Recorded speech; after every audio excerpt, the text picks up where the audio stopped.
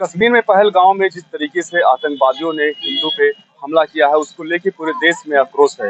लगातार हिंदू के ऊपर हो रहे अत्याचार के ऊपर आज यहाँ पे धरना प्रदर्शन किया जा रहा है, लगातार पुतला फूंका जा रहा है। जिस तरीके से निहत्थे हिंदुओं को अपना निशाना बनाया गया, जिस तरीके से किसी के माँ, किसी के बेटे, किसी के भाई को उनसे दूर किया गया, ये कहीं ना कहीं पूरे देश को झकझोर के रख दिया है। मेरे साथ यहाँ कुछ साथी हैं जो हिंदू संगठन के लोग हैं, इनसे बातचीत करते हैं। क्या कुछ इनकी मांगे हैं, किस तरीके की मांगे रख रहे हैं और क्या किस चीज का विरोध कर रहे हैं?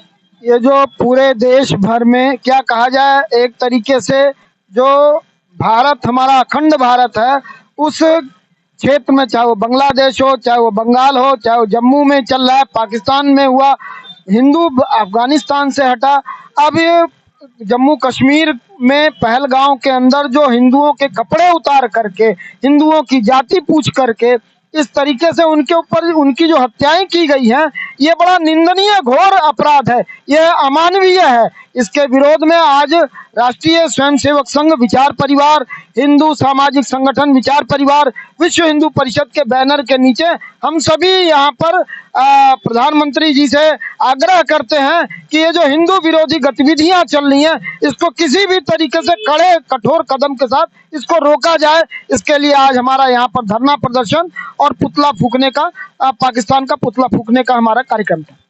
अभी रात में 2 आतंकवादियों के, आदिल एक नाम है, एक का नाम शायद अनीश है, ऐसे 2 आतंकवादियों के घर बम से उड़ाए गए हैं और पाकिस्तान के पानी रोका गया है। पाकिस्तान के साथ जो हमारा शिमला समझौता था, उसको रद्द करने की स्थिति में भारत आकर के खड़ा हुआ है। किसी भी स्थिति तक हम, जो हमारा शीर्ष नेतृत्व है, प्रधानमंत्री जी हैं और गृह मंत्री जी हैं, रक्षा मंत्री जी हैं, सब लोग मिलकर के कठोर कदम निर्णय उठाएंगे और अगर जो जरा सा भी कहीं भी उसके प्रति ढीलापन करेंगे तो हमारे जो राष्ट्रीय स्वयंसेवक संघ विचार परिवार के संगठन है, उनके पीछे उनको चेताने के लिए उनको हम सब ने ये सब धरना प्रदर्शन का कार्यक्रम किया है।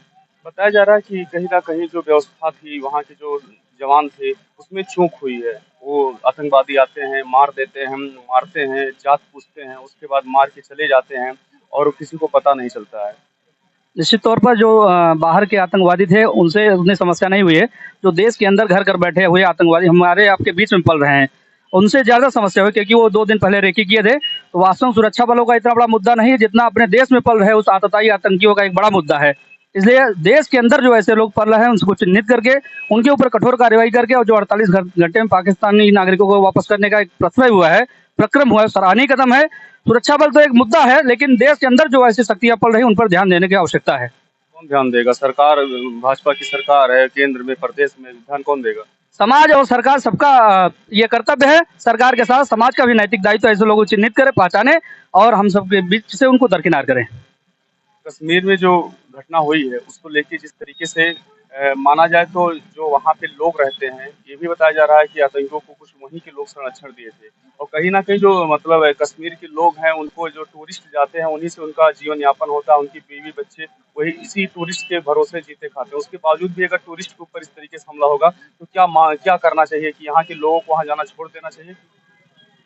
हम तो कह रहे हैं जो वहाँ हुआ निंदनीय हुआ है, हम सभी को विचार करना चाहिए। हमारे तमाम ज्योतिर्लिंग भी हैं, वहाँ जाके दर्शन करना चाहिए। मैं नहीं कह रहा हूँ कहाँ कहाँ हम छोड़ेंगे, कहाँ कहाँ हम भगेंगे, क्यों भगे?